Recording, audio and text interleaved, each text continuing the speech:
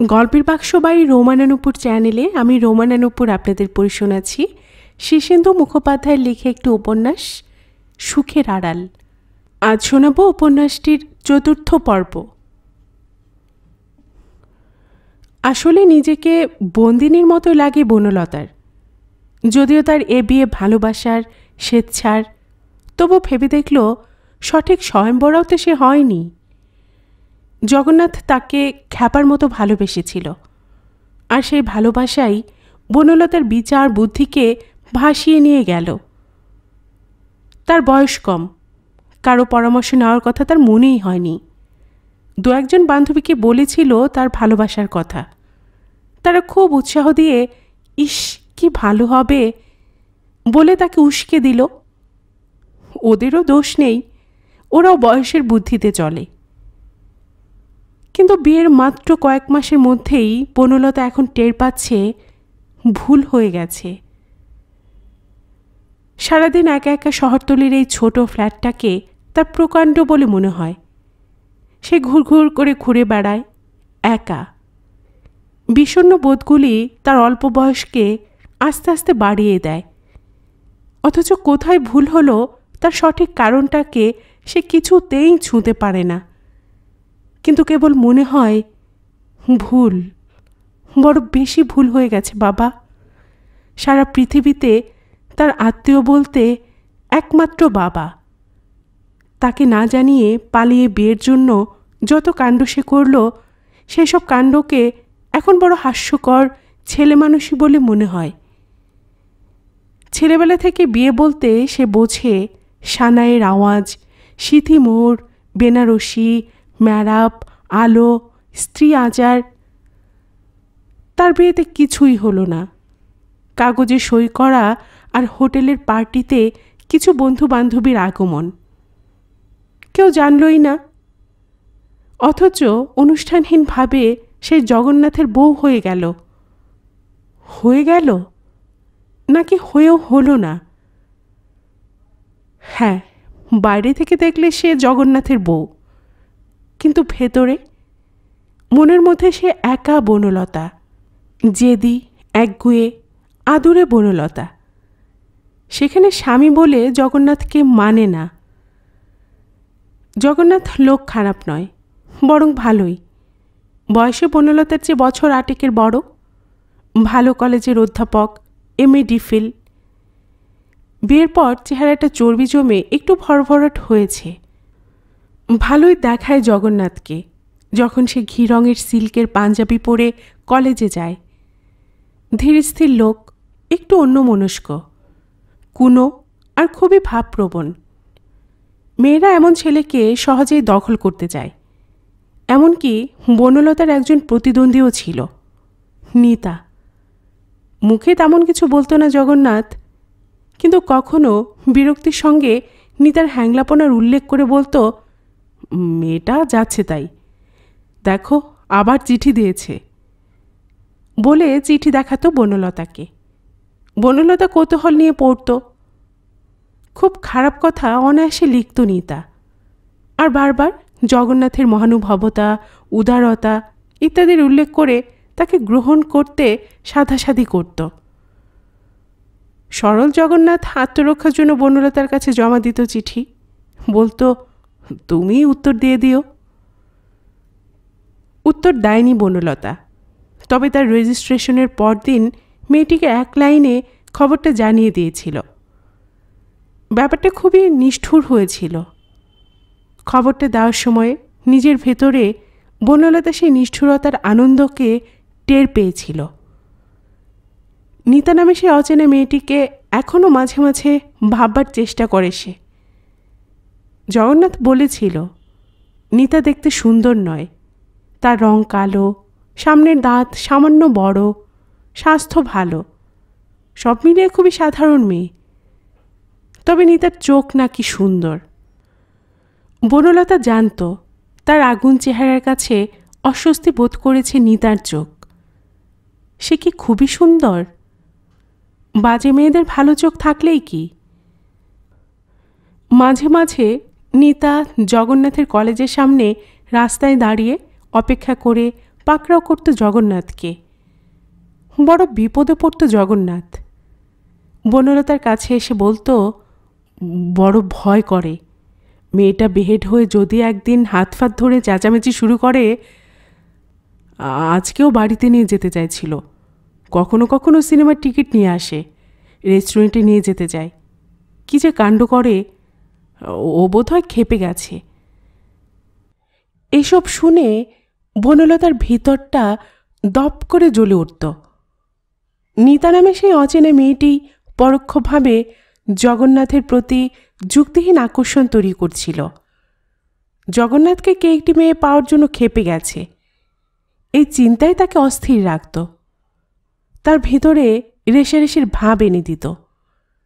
নইলে সাদা চোখে জগন্নাথকে বিচার করে দেখতে পারত বনলতা। না, জগন্নাথের মধ্যে বিমুখ হওয়ার মতো কিছু নেই। তবু বনলতা জানে যে বিমুখ না হওয়াই ভালোবাসা নয়। অচেনা নিতার সঙ্গে পাল্লা না দিলে সে বুঝতে পারত নিজের অন্তরকে, আর একটু অপেক্ষা করতে পারত।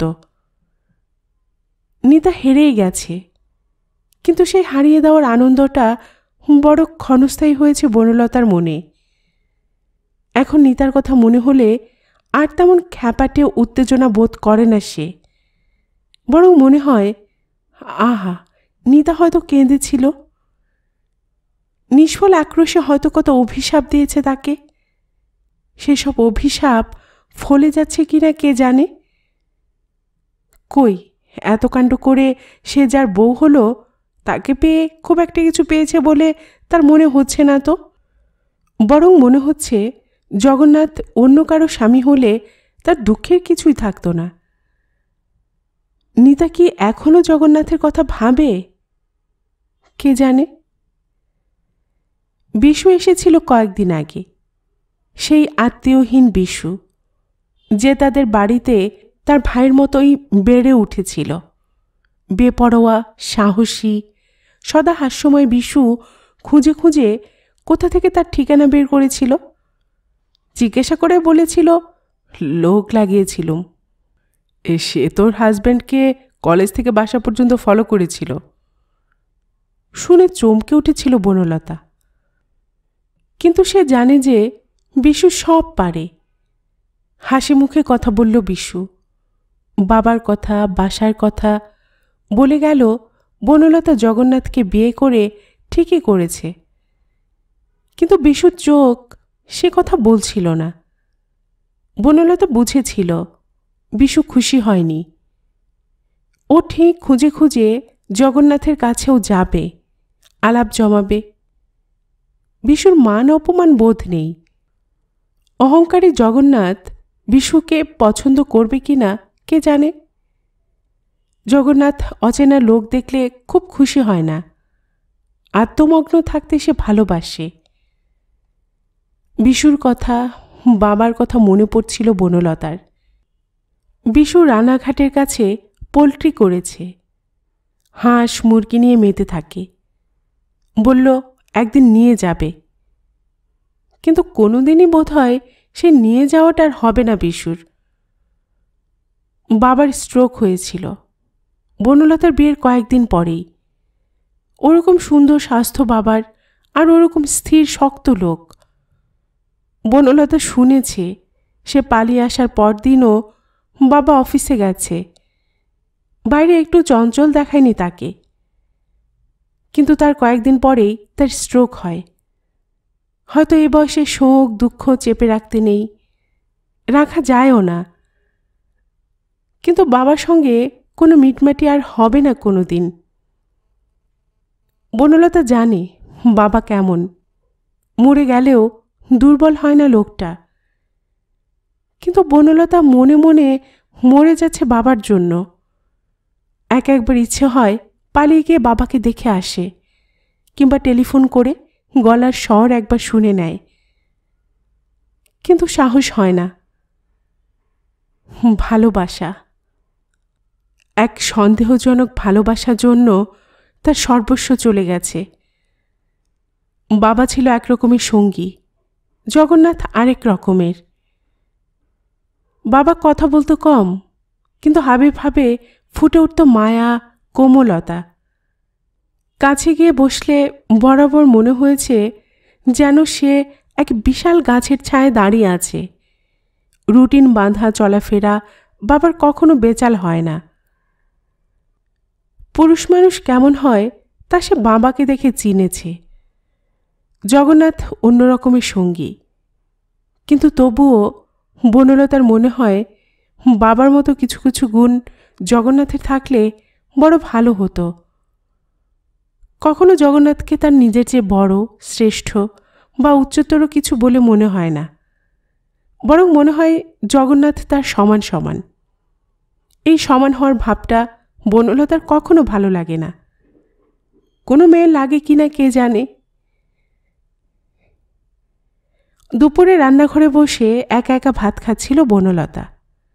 সকালে রাঁধা ভাত জগন্নাথ খেয়ে গেছে। সেই ভাত সারা দিনে ঠান্ডা হয়ে গেছে, গলা দিয়ে নামছিল না। কয়েক গ্রাস খেয়ে থালা সরিয়ে রাখল। শুধু শুধু মাছ খেলো একটু, ভালো লাগলো না। কাঁচা লঙ্কায় কামড় দিল, নুন মুখে দিয়ে শীষ তুলতে লাগলো। বেলা গড়িয়ে গেছে অনেক, বোধহয় 1:30। এতবেলায় সে কোনো দিন খায় না, কোনোদিন জলটাও গড়িয়ে খায়নি বনলতা। আর এখন রান্না করতে হয়, জগন্নাথকে ভাত বেড়ে দিতে হয়। নিজে বেড়ে খেতে তার ভালো লাগে না। একা একা দুপুরে ভাতের থালার সামনে বসে তার রোজ কান্না আসে। নুন মুখে দিয়ে লঙ্কা কামড়ে সে উদাসভাবে দেখল বাদামি রঙের বেড়ালটা তার মাছের বাকি অংশে মুখ দিয়েছে। থালার কানায় হাত চেঁচে নিয়ে সে চুপ করে তাকিয়ে রইল। দেওয়ালে টিকটিকি ঘুরছে। মিটশেফের তলা থেকে একটা ইঁদুর দৌড়ে বেরিয়ে উনুনের পিছনে চলে গেল। শূন্য মনে চেয়ে রইল বনলতা। বিড়ালটা সমস্ত শরীরে ঢেউ তুলে মাছ খেতে খেতে তার দিকে চেয়ে দেখল। বনলতা হেসে বলল, খা। তারপর এলো চুল মুঠোয় ধরে উঠে পড়ল। আঁচিয়ে ঘরে এসে রেডিও খুলল সে। কীর্তন হচ্ছে। বন্ধ করে দিল। উপরে ফ্ল্যাটে কোচে একটা বউ থাকে, খুব পান খায় বউটা। ঘরে পান নেই। ইচ্ছে হচ্ছিল একটা পান খেয়ে আসতে, একটু গল্প করে আসা যেত। কয়েকদিন এরকমভাবেই আলাপ হয়েছে বউটার সঙ্গে। বিধবা শাশুড়ির শাসনে থাকে, কাজ করে। WBCS স্বামীর জন্য গর্বে বুক ফুলে থাকে তার। বনলতার ভালোই লাগে। দরজা খুলে সিঁড়ির গোড়ায় এসে বনলতা ডাকল, অনিমা, ও অনিমা। সাড়া পাওয়া গেল না। হয়তো খাওয়ার পর দুপুরের ঘুমে ঢলে আছে, তাই আর ডাকল না বনলতা। আবার ঘরে এসে দরজা বন্ধ করে দিল। শরৎকাল শেষ হয়ে এসেছে। বাতাসে শীতের আমেজ। মেঝেতে মাদুর বিছিয়ে একটা বালিশ টেনে শুয়ে পড়ল বনলতা। নানা রকম হিজিবিজি চিন্তায় আচ্ছন্ন হয়ে আসছিল তার মাথা। মাঝে মাঝে কৌশিক ব্যানার্জির মুখটা তার মনে পড়ে। কিছুদিন আগে কাগজে কৌশিকের ছবি বেরিয়েছিল। বিলেত যাত্রী কৌশিক। বাবার খুব পছন্দ ছিল কৌশিককে। জাতে, গোত্রে, কোষ্ঠীতে মিল। তাছাড়াও ছেলেদের ঘর উঁচু। বাবার বিচারে এগুলোই বড়। বাবা নিজে আজও ব্রাহ্মণের মতোই আচার আচরণ মেনে চলেন। তার পৈতা কখনো ময়লা হয় না। বনলতা সব রকম আচার আচরণই শিখেছিল, কাজে লাগলো না। ব্রাহ্মণের ঘর থেকে সে এসেছে বোসের ঘরে। জগন্নাথ বসু তার স্বামী, এটা ভাবতে তার ভালো লাগে না। ছেলেবেলার কি একটা সংস্কারে যেন ঘা লাগে। এ বিয়েকে বলে প্রতিলোম। সে জানে জগন্নাথ এসব বোঝে না। সে গোঁড়া, অবিশ্বাসী। তবু তার বাড়িতেও এ বিয়ে নিয়ে হইচই হয়েছে। বামুনের মেয়েকে ছেলের বউ হিসেবে ঘরে তোলেননি জগন্নাথের বাবা মা, তাই তারা আলাদা হয়ে রইল। হয়তো বরাবর এরকমই থাকতে হবে। ভাবতে ভাবতে ঘুমিয়ে পড়েছিল বনলতা। ঘুম ভেঙে দেখল বেলা ফুরিয়ে এসেছে।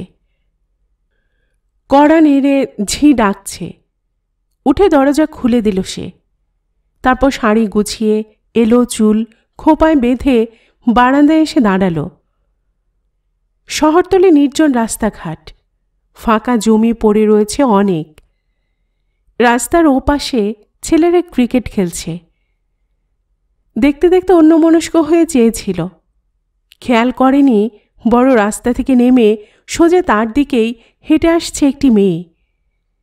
কাছাকাছি এসে মেয়েটি ছোট্ট একটু কাগজে লেখা ঠিকানার সঙ্গে বাড়ির নম্বর মেলাতে তাকে জিজ্ঞেস করল, জগন্নাথ বোস কি এখানে থাকেন?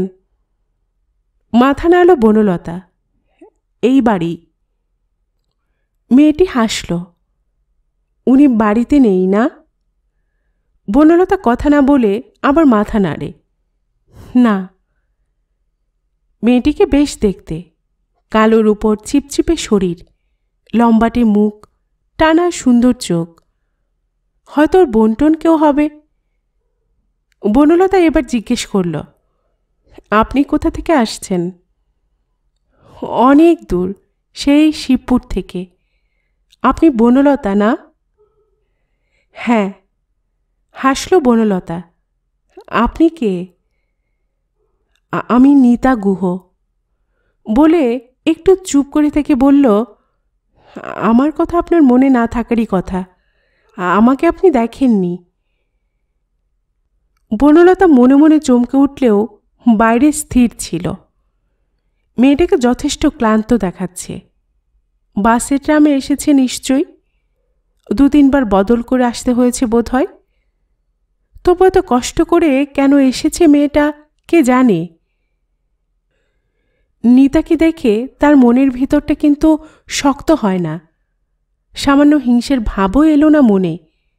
সে হেসে বলল, আপনার কথা শুনেছি ওর কাছে, আসুন ভাই, ভেতরে আসুন। তার এ কথায় মেয়েটির মুখ আলোময় হয়ে গেল, যেন আশা করেনি এত ভালো ব্যবহার পাবে। বনলতার পেছনে পেছনে ঘরে ঢুকতে ঢুকতে বলল, আপনি সত্যিই ভীষণ সুন্দর। খুব ভীষণ? হাসল বনলতা। খুব, যা ভেবেছিলাম তার চেয়ে বেশি। মেয়েটিকে চৌকির উপর বিছানায় বসিয়ে মেঝের মাদুর টাদুর তুলল বনলতা। বলল, নতুন সংসার, তাই একটু অগোছালো। মেয়েটির চোখ আঠার মতো আটকে আছে তার মুখে। বসবার ভঙ্গির মধ্যে জড়সড় একটা ভয়ের ভাব, মুখে একটু অপ্রতিভ হাসির আভাস। বনলতা লক্ষ্য করে মনে মনে হাসল। কে জানে, হয়তো নিজের সঙ্গে বনলতাকে মিলিয়ে দেখতে এসেছে মেয়েটা। তার মনে পড়ল আজকে একটু আগেই সে মেয়েটার কথাই ভাবছিল। চিঠি পড়ে মেয়েটাকে যেমন নির্লজ্জ, বেহায়া, উগ্র স্বভাবের বলে মনে হয়েছিল, মুখোমুখি একেবারে সেরকম মনে হলো না। বরং লাজুক, ভীরু, শান্ত স্বভাবের সাধারণ একটি মেয়ে। একটা মানুষ সম্বন্ধে আরেকটা মানুষ কত সময়েই কত ভুল ধারণা করে রাখে। ঝিকে চায়ের জল চড়াতে বলে বনলতা মেয়েটির মুখোমুখি একটা মোড়া টেনে নিয়ে বসল। বলল, বলুন ভাই আপনার কথা, একটু শুনি। বাচ্চা মেয়ের মতো লজ্জার হাসি হাসল মেয়েটি।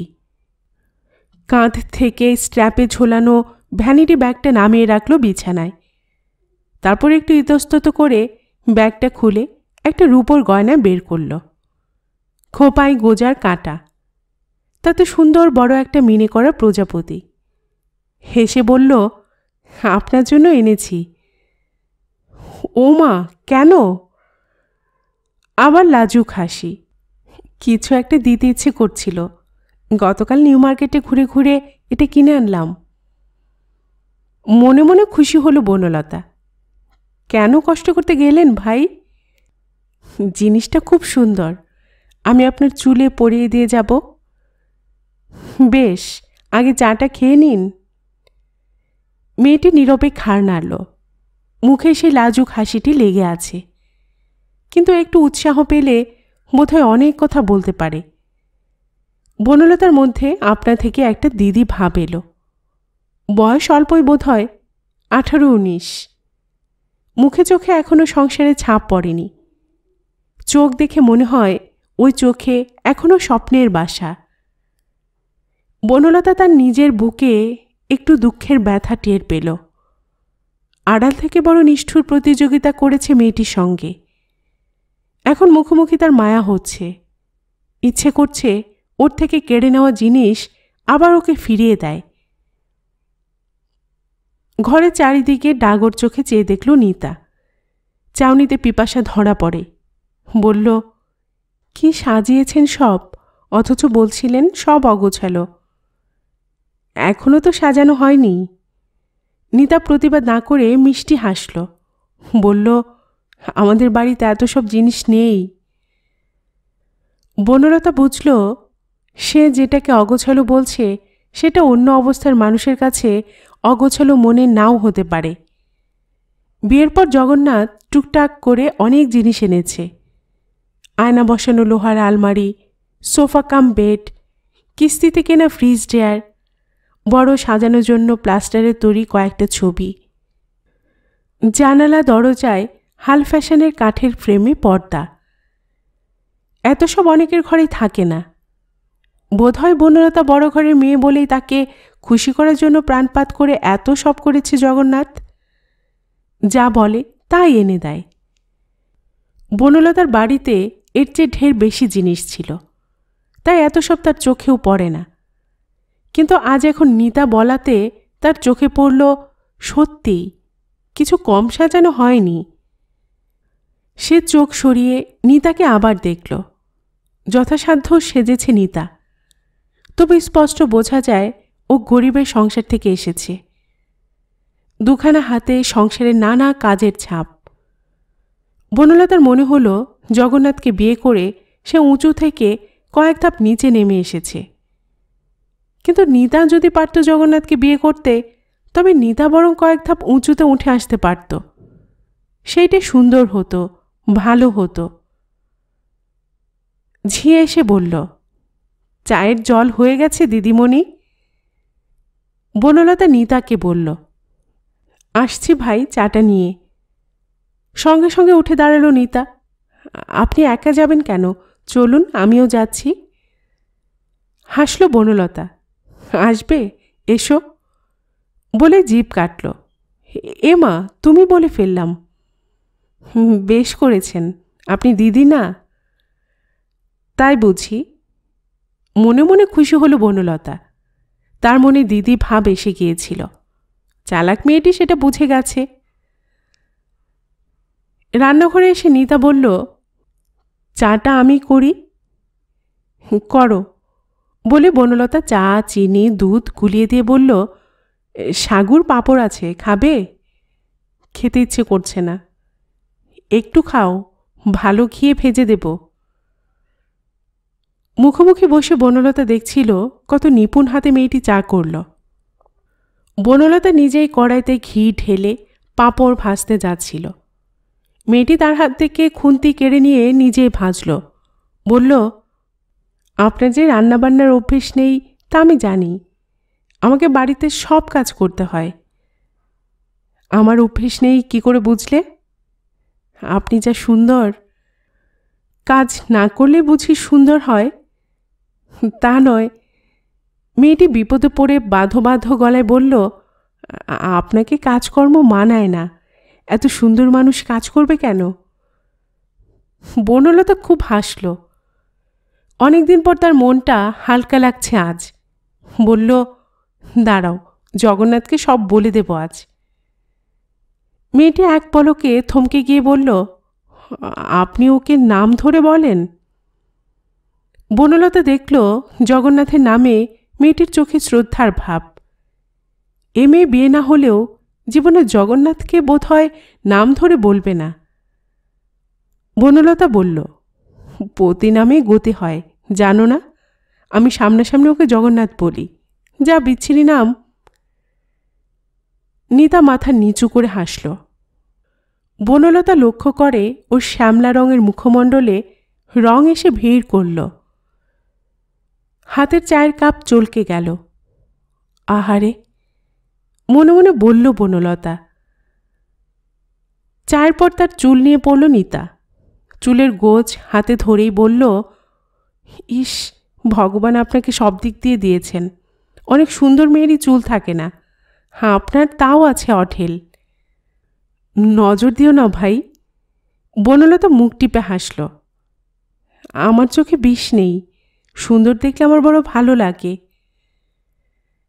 বনলতা সে প্রসঙ্গে না গিয়ে বলল, ভগবান আমাকে আর কি কি দিয়েছেন বলো তো? একটু চুপ করে থেকে নিতা বলল, সবই তো দিয়েছেন, যেমন চেয়েছিলেন। যেমন চেয়েছিলাম? গলাটা হঠাৎ থমথমে হয়ে আসছিল। হেসে সামলে নিল বনলতা। একটু চুপ করে থেকে বনলতা বলল, জানো তো অতি বড় সুন্দরী না পায়। নিতা আকুল হয়ে বলল, যা, আপনি শ্লোকটা বলবেন না, আপনাকে মানায় না। ইস নিতা, তুমি যে কোনোখানে আমাকে মানাতে পারছো না। নিতার মুখ পেছনে, বনলতা দেখতে পাচ্ছে না, শুধু অনুভব করছে তার চুলের গোড়ায় একটুও ব্যথা না দিয়ে চমৎকার চুল বাঁধছে নিতা। বেশ কিছুক্ষণ চুপ করে থেকে নিতা বলল, আপনি তো বর পেয়েছেন। বনলতা চুপ করে রইল। একবার ইচ্ছে হচ্ছিল মাথা ঘুরিয়ে নিতার মুখখানে দেখে, কিন্তু ওর গলার স্বর একটু কেমন শোনালো যেন, হয়তো ওর চোখে তখন জল। তাই বনলতা মুখ ঘোরালো না। নিতা যদি আড়ালে একটু কাঁদে তবে কাঁদুক। বনলতা চুপ করে রইল। চুল বেঁধে সেই প্রজাপতি কাঁটাখানা গুজে দিয়ে নিতা বলল, ব্যাস, এবার আপনি সিঁদুর পরুন। তুমিই পরিয়ে দাও। যা, কুমারী মেয়েরা পড়ায় না। বনলতা হাসল।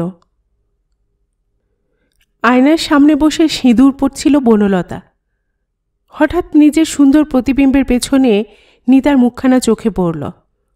মগ্ন হয়ে চেয়ে আছে, খেয়ালই নেই যে আয়নায় ওর মুখ বনলতার চোখে পড়তে পারে। হাসি সামলে চোখ সরিয়ে নিল বনলতা। ভেবে দেখল, কত সুন্দর হতো যদি আজ এ সময়ে এইখানে বসে একা একা নিতা এই সিঁদুর পরত।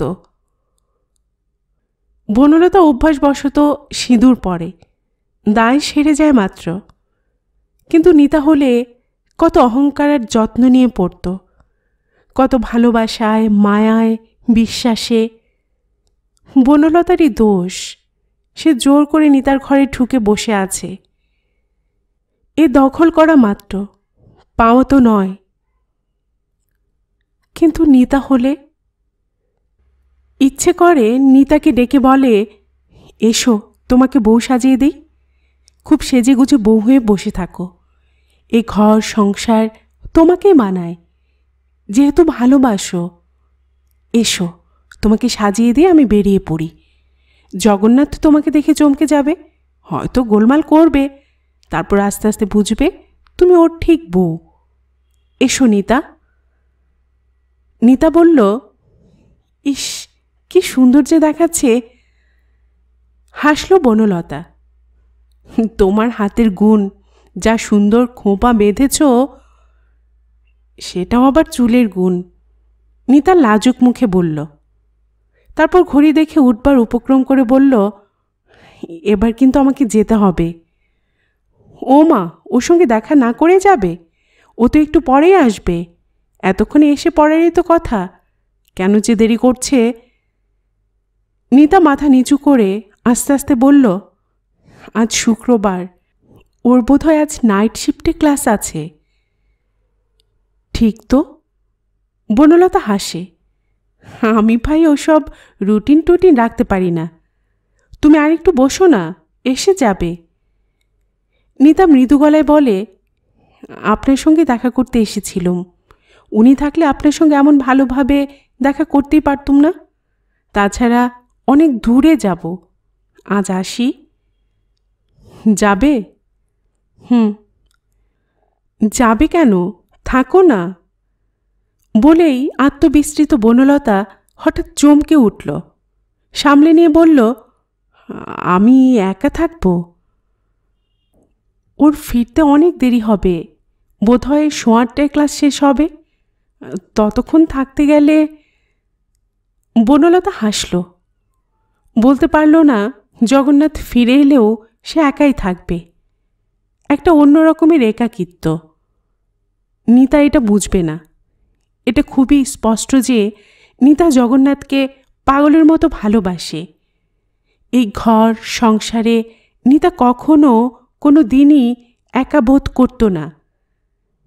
নিতা কি করে বুঝবে বনলতা কেন একা? আচ্ছা ভাই, এসো, আবার আসতে হবে কিন্তু। আসব বলে কাঁধের ব্যাগ তুলে নিল নিতা। সদর পর্যন্ত তাকে এগিয়ে দিল বনলতা। সামনে খোলা জমি, তারপরে বড় বড় রাস্তা, মৃদু কুয়াশা আর অন্ধকারে ঢাকা। নিতা পেছনে মুখ ফিরিয়ে হাসল। তারপর সেই রহস্যময় আলো আঁধারির মধ্যে তার আবছা ছায়া মিলিয়ে গেল। বনলতা দরজা বন্ধ করে শূন্য ঘরটার দিকে চেয়ে দেখল। এজন্য তার নিজের ঘর নয়, অন্য কারো ঘরে ঢুকে সে বসে আছে।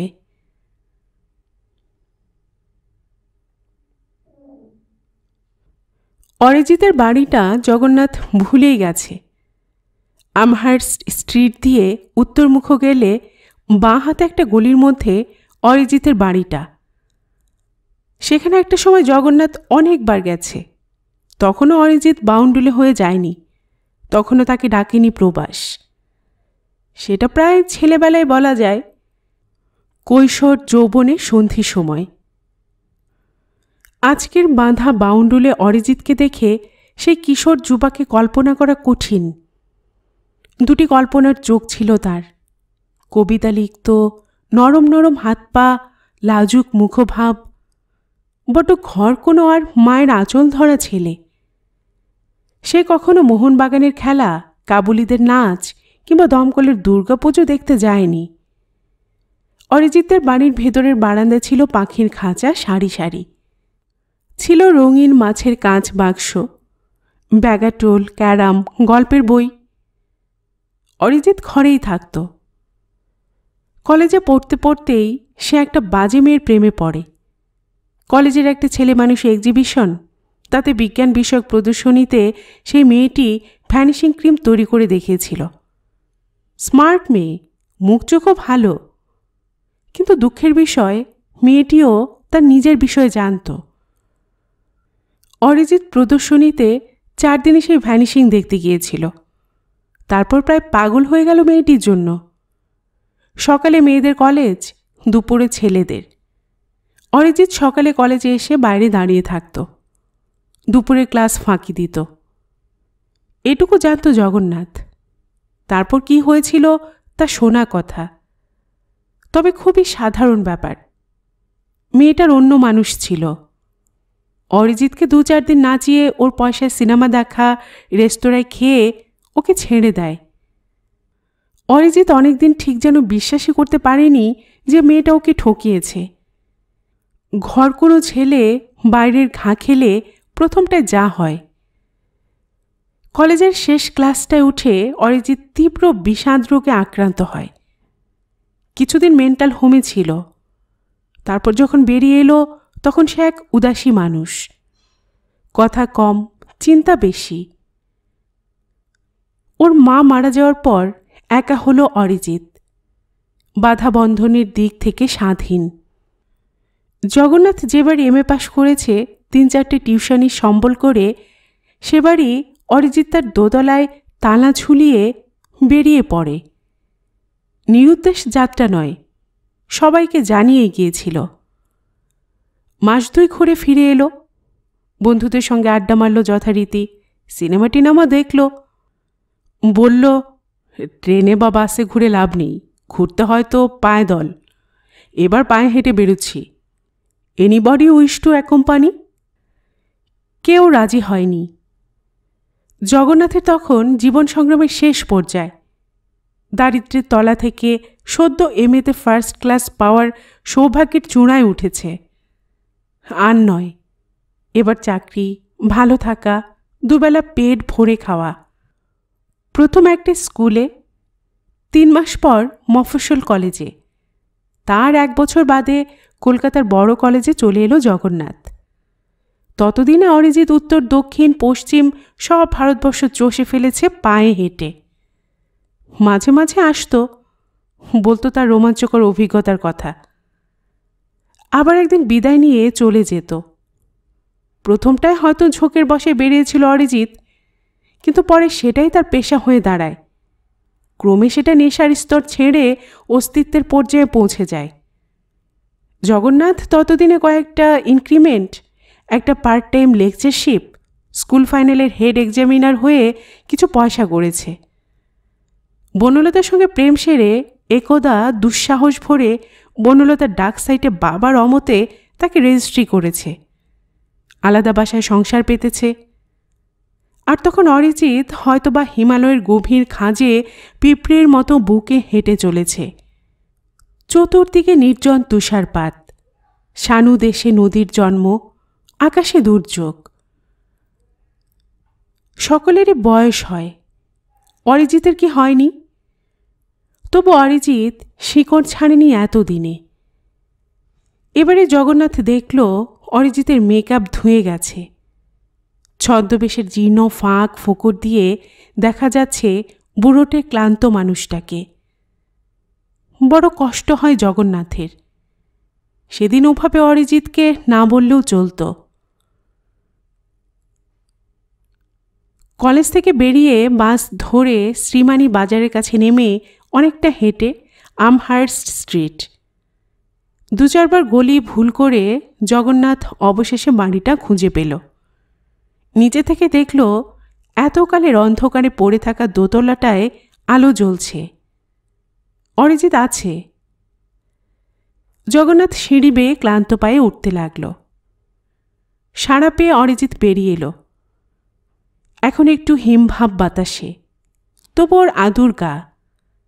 সে গায়ের চামড়া গজদন্তের মতো হলদেটে সাদা, মুখ আর হাতের রং তামাটে, রোদে জ্বলে ওই হয়েছে। প্রথমে একটু থমকে গিয়েছিল জগন্নাথকে দেখে, তারপর একটু হাসল। জগন্নাথের বড় লজ্জা করছিল। বস্তুত সে খুঁজে খুঁজে অরিজিতের কাছে আজ কেন এসেছে তা ভেবে পাচ্ছিল না।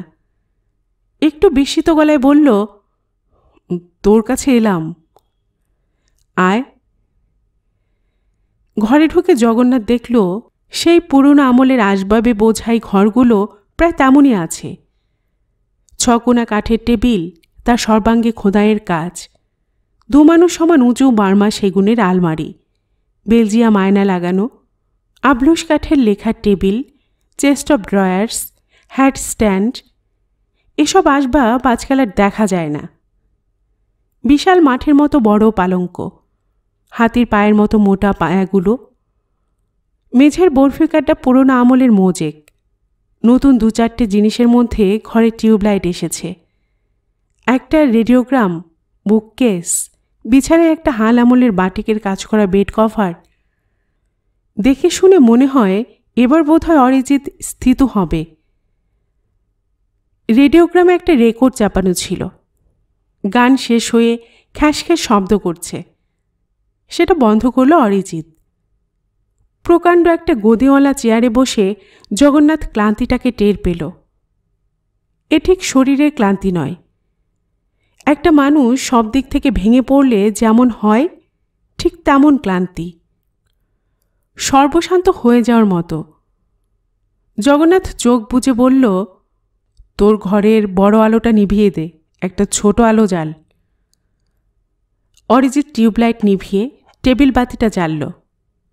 কোনো প্রশ্ন করল না। তার আত্মীয় হয়ে যাওয়া চাকর সিধুকে ডেকে চায়ের কথা বলে দিল। তারপর মুখোমুখি আরেকটা চেয়ারে বসে রইল। জগন্নাথ চোখ সামান্য খুলে দেখে অরিজিৎ তার দিকে চেয়ে আছে। কলকাতার মানুষেরা এখন আর কেউ কারোর প্রতি তেমন কৌতূহল বোধ করে না। মানুষে মানুষের সম্পর্কের পচনশীলতা তাদের কৌতূহল ক্ষয় করে দিয়েছে। কিন্তু অরিজিতের চোখে এখনও সজীব উদ্ভিদের মতো জীবনী শক্তির মতো এক আগ্রহ রয়ে গেছে। মানুষ সম্পর্কে এখন ওর ক্লান্তি আসেনি। জগন্নাথ বুঝতে পারে অরিজিতের কাছে সে বোধ হয় এই জন্যই এসেছে। জগন্নাথ সিগারেট ধরালো। সারা দিনে সে আজকাল অজস্র সিগারেট খায়। যত খায় তত তার স্নায়ু উত্তেজিত হয়, শরীর ক্লান্ত হয়, তবুও খায়। সিগারেট ছাড়া থাকতে পারে না। সিগারেটের কোনো স্বাদ গন্ধ এখন আর সে বোধ করে না। জগন্নাথ বলল, অরিজিৎ, তুই আমার উপর রাগ করিসনি তো? রাগ করব কেন? সেদিন তোকে আমি যাতা বলেছি। অরিজিৎ ব্যাপারটা উড়িয়ে দেয়। ধুর পাগল, তুই কিছু খারাপ বলিসনি। আমার ভবকুড়িমিটা এখন একটা ছদ্মবেশ মাত্র। আমিও কি তা বুঝি না? জগন্নাথ দুঃখিতভাবে বলে, আমি কিছু ভেবে বলিনি রে। তোকে বরাবর হিংসে করতাম, সেই হিংসা আজও রয়ে গেছে। আমরা যখন ঘরদোর গোছাচ্ছি তখন তুই দুনিয়ার মেলায় সাতটা হাঁটুরের মতো ঘুরে বেড়াচ্ছিস। এটা ঠিক আমার সহ্য হয়নি, তাই কমপ্লেক্স থেকে তোকে সেদিন খামোখা কতগুলো কথা শুনিয়েছি। অরিজিৎ খুব মৃদু একটু হাসল, বলল, তোর কথা তুই ভালো জানিস, কিন্তু আমার মনে হয় বারমুখ থেকে আমার কিছু লাভ হয়নি। সারা ভারতবর্ষ কমসে কম 10 বার ঘুরেছি। তিব্বত, চীন, বার্মা, এমনকি একবার পাকিস্তান পেরিয়ে মিডল ইস্ট পর্যন্ত গিয়েছিলাম। ইউরোপের দরজা থেকে ঘুরে এসেছি। কয়েক লক্ষ মানুষ দেখেছি, কিন্তু তাতে হলোটা কি? সংসারের জ্ঞান আমার কিছুই বাড়েনি। এখনও আমি মানুষ হিসেবে অপরিণত, বোধ বুদ্ধি নাবালকের। গুছিয়ে কথা বলতে পারি না। তাই ভাবছি এবার আমি সংসারে সবই তো দেখা দরকার, যেমন বাইরেটা তেমনি ভিতরটা। কি বলিস? সুগভীর ক্লান্তিতে জগন্নাথ মাথাটা পেছনে হেলিয়ে চেয়ে রইল। বিষাদ সিগারেট ঠোঁটটা জ্বালা করছে। চেয়ে রইল অরিজিতের দিকে। তারপর করুণ হেসে বলে, দেখতে ইচ্ছে হয়তো দেখিস, আমি তো দেখছি। বড্ড মাথা ধরেছে। তো সিধুকে একটু তাড়াতাড়ি চা দিতে বল, আর যদি পারে তো পানের দোকান থেকে 2টো মাথা ধরার ট্যাবলেট। তোর কি হয়েছে? শরীর খারাপ? সব খারাপ, শরীর, মন, কপাল সব। বাইরে ফিকে অন্ধকার, বাতাসে হিমভাব, অল্প একটু কুয়াশার আস্তরণ। জানালার বাইরে আলোজলা কলকাতার আকাশ আবছা দেখাচ্ছে। অরিজিৎ উঠে ভেতর বাড়িতে সিধুকে বলতে গেল। ফিরে এসে আবার বসল মুখোমুখি। তারপর মৃদু গলায় বলল, সেদিনের চেয়ে আজ তোকে রোগা লাগছে। এত অল্প দিনে মানুষের চেহারা পাল্টায় না। একটা কিছু হয়েছে জগন্নাথ? হয়েছে, তিক্ত গলায় জগন্নাথ উত্তর দেয়। কি? অরিজিৎ, আমি বড্ড ভয় পাই রে। কিসের ভয়? স্পষ্ট কোনো ভয় নয়। সেদিন কতগুলো ছেলে চাঁদা চাইতে এসেছিল, ইতর টাইপের ছেলে। পাড়ার মস্তান টস্তান হবে, খামোখা চোখ গরম করে কথা বলছিল। তাদের সঙ্গে ছোট্ট একটা টাসেল হয়ে গেল। বড্ড নার্ভাস লাগছিল সেই থেকে। কেবলই মনে হচ্ছে ভদ্রলোক হয়ে থাকার মধ্যে অনেক ট্রাবল আছে। চারদিকে কত অ্যান্টি ফোর্স, এত বিরুদ্ধ শক্তি যে এর মধ্যে ভদ্রলোক থাকা বড্ড মুশকিল। ছেলেগুলো আমাকে অপমান করে গেল, কিছু করতে পারলাম না। মনে হচ্ছে কিছু করা উচিত ছিল। সেই থেকে মনটা বড্ড চঞ্চল। তার উপর বনলতা। বলে কিছুক্ষণ উদাস চোখে চেয়ে থাকে জগন্নাথ। অরিজিৎ অপেক্ষা করে। জগন্নাথ শ্বাস ফেলে বলে, যাকগে, মোট কথা মনটা ভালো নেই। ইচ্ছে করছিল কোথাও গিয়ে দুদণ্ড শান্তিতে বসে থাকি। তোর কাছে চলে এলাম। অরিজিৎ সমবেদনার গলায় বলে, বস না, তোর যতক্ষণ খুশি।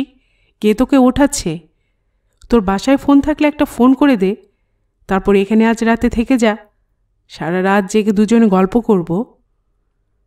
জগন্নাথ মাথা নাড়ল। না রে, তা হয় না, বনলতা একা থাকবে। অরিজিৎ চুপ করে থাকলো কিছুক্ষণ, তারপর বলল, জগন্নাথ, সংসার করার ওই একটা অসুবিধে। কি? ওই যে বললি বনলতা একা থাকবে। কে একা থাকবে সেই চিন্তায় আমি আর কোথাও থাকতে পারবো না। সংসারের এইটাই সবচেয়ে বড় অসুবিধে। তুই সেদিক দিয়ে সুখী অরিজিৎ, তোর কোনো ভাবনা নেই। অরিজিৎ হাসল।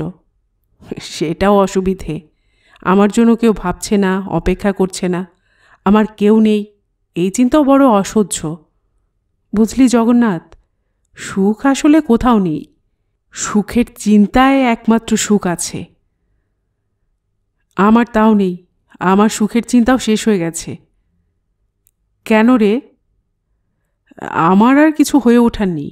আমি যা হয়েছি সেই পর্যন্ত আমার লিমিট। তার উপর বিয়েটা করে ফেলেছি, মেয়েদের নিয়ে সুখের সংসারে ছবি দেখা ফিরিস।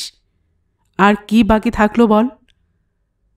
সমস্ত পৃথিবীটাই তো বাকি থাকলো রে, পুরো জীবনটা। সেসব তোর ব্যাপার, গোটা পৃথিবী বা পুরো জীবন নিয়ে আমার আর ভাবনার কিছু নেই।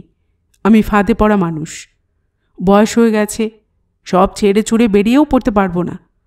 আমার জীবনে একটাই মাত্র জানালা খোলা আছে, আর বই, কেবল বই আর বইয়ের মধ্যে ডুবে যাওয়া ছাড়া কিছু করার নেই। তোর কি হয়েছে জগন্নাথ? জগন্নাথ সে কথার উত্তর দিল না, অন্য মনে বলল, কদিন আগে কলেজে একটা উটকো লোক এসে হাজির। বনলতাদের বাড়িতে এতকাল আশ্রিত ছিল, এখন রানাঘাটে পোল্ট্রি করেছে। আমার ধারণা ছেলেটা বনলতাদের বাসায় চাকর বাকরের কাজ করত, অবশ্য এখন ভদ্রলোক হয়ে গেছে। সে এসে আমাকে বিস্তর উপদেশ দিল, একটু চোখও রাঙালো। বনলতাকে বিয়ে করেছি বলে বিস্তর লোক আমার উপর চটা। অরিজিৎ উদ্বিগ্ন হয়ে জিজ্ঞেস করে, কেন? জগন্নাথ ম্লান হাসে, কি জানি, ঠিকঠাক সব বলতে পারবো না, তবে শেষ পর্যন্ত আমার বিয়েটা বোধহয় টিকবে না রে অরিজিৎ। কী সব বলছিস? বিয়ে তো সদ্য করেছিস। জগন্নাথ নিথর বসে থাকল, চোখ বোজা, অসীম ক্লান্তি। সিধু লুচি আলুর দম করে এনেছে, 4 মাথা ধরার বড়ি। খাবারটা জগন্নাথ ছুঁলও না, চা দিয়ে বড়ি দুটো গিলে ফেলল। চাটুকু খেলো নিঃশেষে, তারপর আবার সিগারেট। অরিজিৎ তার আগ্রহী এবং স্নেহশীল চোখ দুটো মেলে চেয়ে আছে কেবল। জগন্নাথের সে কিছুই জানে না, তবু তার আগ্রহ এবং উদ্বেগ দুই তার চোখে ফুটে আছে। মানুষ সম্পর্কে এখনো তার ক্লান্তি আসেনি। জগন্নাথ কপালটা ডান হাতে টিপে ধরে বলল, আমার প্রবলেমের কথা বলে কোনো লাভ নেই। প্রতিটা লোক প্রতিদিন একে অন্যকে নিজের দুঃখের কথা শোনাতে থাকে। ব্যাপারটাকে আমি ঘেন্না করি অরিজিৎ। আমি তোর কাছে কিছু বলতে আসিনি, শুধু তোর ঠান্ডা ঘরটায় নিঝুম একটু বসে থাকবো কিছুক্ষণ। অরিজিৎ জগন্নাথের মুখের উপর থেকে চোখ সরিয়ে নিল, বলল, বাতিটা নিভিয়ে দিই, তুই বসে থাক যতক্ষণ খুশি। না না, তুই বস, আমি তোকে দেখব। অরিজিৎ, তুই ঠিক সংসারের মানুষ নোস বলেই আমি তোর কাছে এসেছি। এখনও তুই বেশ ফ্রেশ আছিস, তোর শরীর আর মনে এখনও প্রচুর ক্যালসিয়াম, ভিটামিন, ক্লোরোফিল, তাজা ডাঁটো একটা গাছের মতো আছিস এখনও। তোর কাছে এলে এখনও রোদ, বাতাস আর গাছপালার গন্ধ পাওয়া যায়। তুই বসে থাক আমার সামনে, আমার মতো তোকে এখনও শহুরে রোগে ধরেনি। অরিজিৎ প্রথমটা অবাক হয়েছিল, পরে হেসে ফেলল। কি আবল তাবল বকছিস? ক্যালসিয়াম, ক্লোরোফিল ওসব আবার কি? জগন্নাথ দীর্ঘশ্বাস ফেলে বলল, তুই ঠিক বুঝবি না। ভাবি, আমি যদি গেও চাষা হতাম তাহলে আমার এত সব ছেদো সমস্যা থাকতো না। থাকবে, তুই হয়তো কি না কি ভাবছিস, তার চেয়ে তোর কথা বল। এত ঘুরে এলি, এখন কি করবি? অরিজিৎ মাথা নাড়ল। কি করব, কিছু করার নেই, চাকরির বয়স পার হয়ে গেছে, কিছুই তেমন শিখিনি চাকরি পাওয়ার মতো। চলে যাবে, খাওয়া পড়ার তেমন ভাবনা নেই বুঝলি। বাড়ির নিচের তলায় ভাড়াটে আছে, ব্যাংকে কিছু টাকা সুদে বেড়েছে, একা মানুষ, চলে যাবে। একাই থাকবি? তার কিছু ঠিক নেই, মাঝে মাঝে ভাবি একাই ভালো, আবার কখনো কখনো একা থাকতে ভারী ভয়ও করে। বন্ধুবান্ধবরা সংসারী হয়ে গেছে, আড্ডা মেরে সময় কাটানোরও উপায় নেই। বিয়ে করবি? ভাবছি। জগন্নাথ চুপ করে রইল। এসব আলগা কথা, কোনো মানে নেই। অরিজিৎ মুখ নিচু করে নিজের নখ দেখতে দেখতে বলল, একজন প্রকাশক ধরেছে একটা ভ্রমণ কাহিনী লিখে দিতে। বলে মুখ তুলে হাসল। কি লিখে দিতে? ভ্রমণ কাহিনী। এখন নাকি বাজারে প্রচুর ডিমান্ড। শহুরে লোকেরা বসে বসে মানুষ ভ্রমণ করতে ভালোবাসে, কিন্তু আমার তো লেখা টেখা আসে না, তাই গলদঘর্ম হয়ে যাচ্ছি কদিন ধরে। তবু একটা নতুন রকমের খেলা। রাজ্যের ভ্রমণ কাহিনী কিনে এনেছি, কয়েকটা ডিকশনারি আর কাগজপত্র। সারা দিন লিখি আর কাটি, মনের মতো হয় না। জগন্নাথ অনেকক্ষণ বাদে হাসল, বলল, দেখ যদি লাগাতে পারিস। অরিজিৎ উদাস হয়ে বলে, ধুর, সব কি লেখা যায়?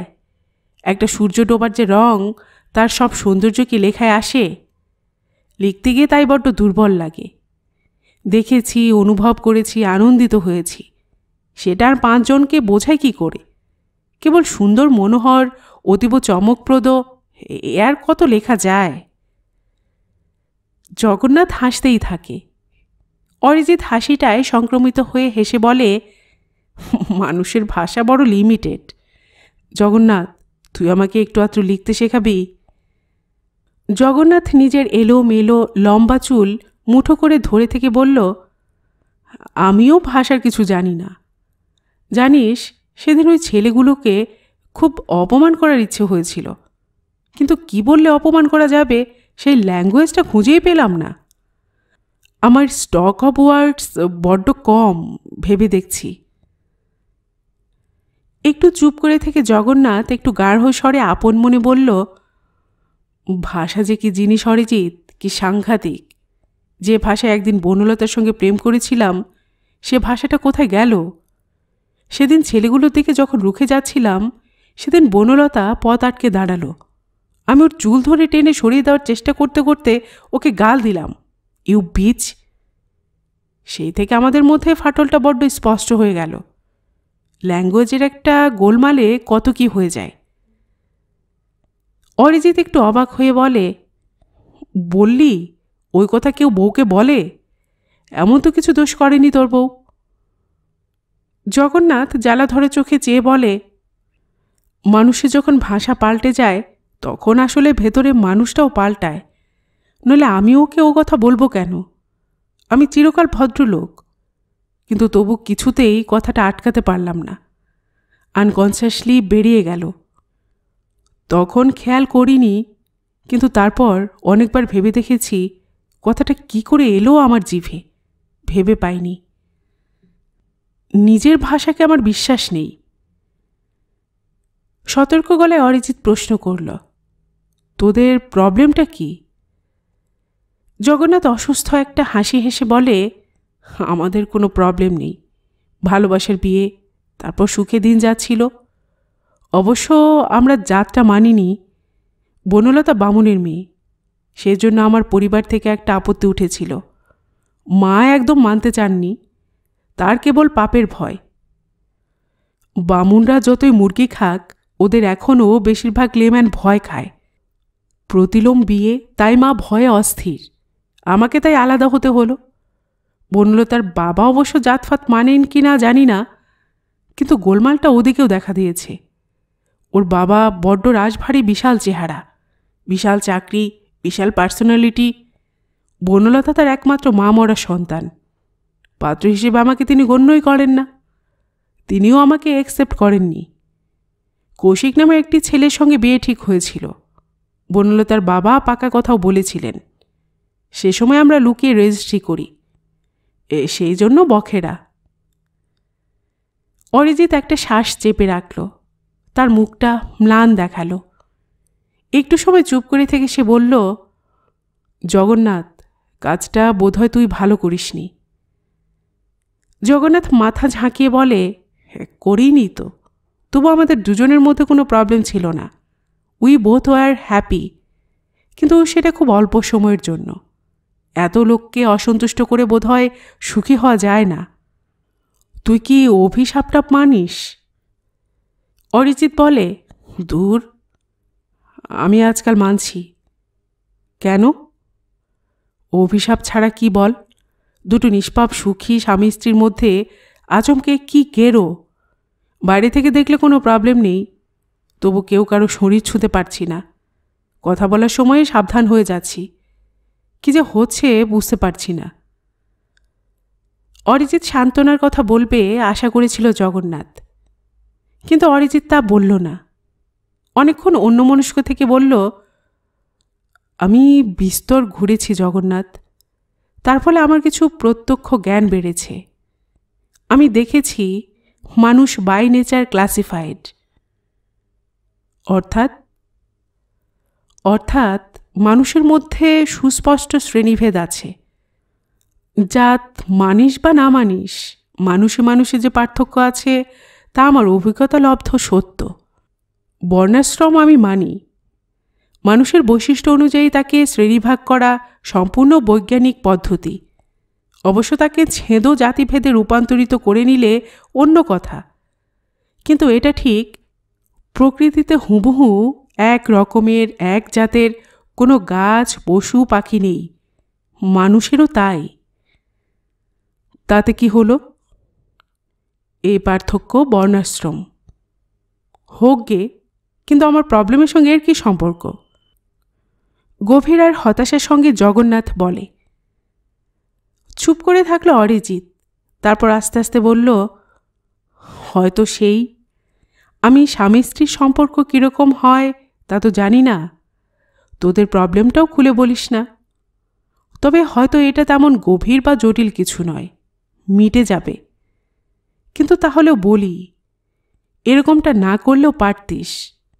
বহুদিনের পুরনো একটা প্রথা, তার পেছনের কারণ বা উদ্দেশ্য না জেনে সেই প্রথাকে ভেঙে ভালো করিসনি। বিরক্ত হলো জগন্নাথ, আবার সিগারেট ধরালো। অরিজিতের শান্ত মুখচ্ছবির দিকে চেয়ে বলল, প্রথা ভেঙেছি বলে কি অশান্তি? তা বলিনি। জগন্নাথ একটু রাগের স্বরে বলে, অরিজিৎ, সংসারের সম্পর্কগুলো অত সরল করে বোঝা যায় না। আমাদের প্রবলেমটা জটিল। জানি। কি জানিস?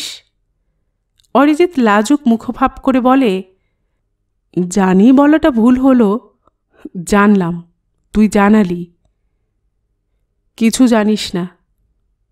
তাহলে জানি না।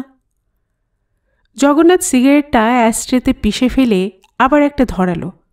তারপর হঠাৎ বলল, নিতা নামে একটা মেয়ে ছিল, বুঝলি, আমারই ছাত্রী। মাঝে মাঝে ক্লাসের বাইরে আমার কাছে পড়া বুঝে নিতে আসতো। আমার কোনো দুর্বলতা ছিল না, কিন্তু ওর ছিল। মেয়েটা বড্ড ভালো, খুব সুন্দর টুন্দর কিছু নয়, আট পৌড়ে, কিন্তু স্বভাবটি ছিল ঠান্ডা। মনে হয় খুব একটা বুক ছেঁড়া ভালোবাসা ছিল তার আমার প্রতি, পাত্তা দেইনি।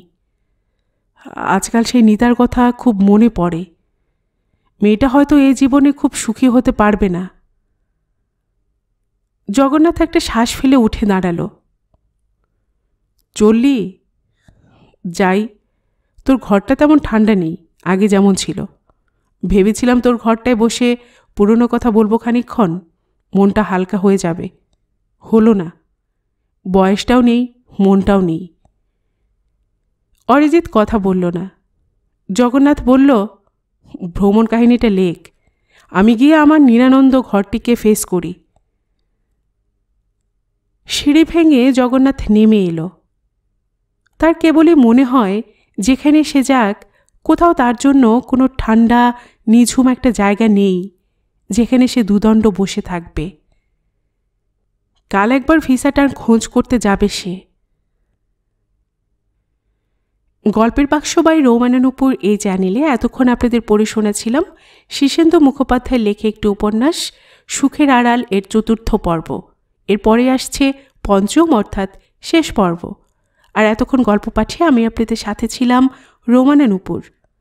আপনারা যারা এই চ্যানেলের গল্প নতুন শুনছেন, আপনাদের সুবিধার্থে একটি বিনীত অনুরোধ, যদি আপনারা আরও এমন গল্প উপন্যাস শুনতে চান তবে নিচে লাল সাবস্ক্রাইব বাটনে একটি ক্লিক করে রাখুন ও একটি লাইক করে রাখুন। এতে এই চ্যানেলের ভিডিওগুলি খুঁজে পেতে আপনাদের সুবিধা হবে। আর পাশে থাকা ঘন্টা বাটনটিও চেপে রাখুন, যাতে নতুন কোনো গল্প দেওয়ার সাথে সাথেই আপনাদের কাছে নোটিফিকেশন চলে যায়। সবসময় সবাই খুব ভালো থাকুন, সুস্থ থাকুন ও আনন্দে থাকুন, এই প্রার্থনা রইল।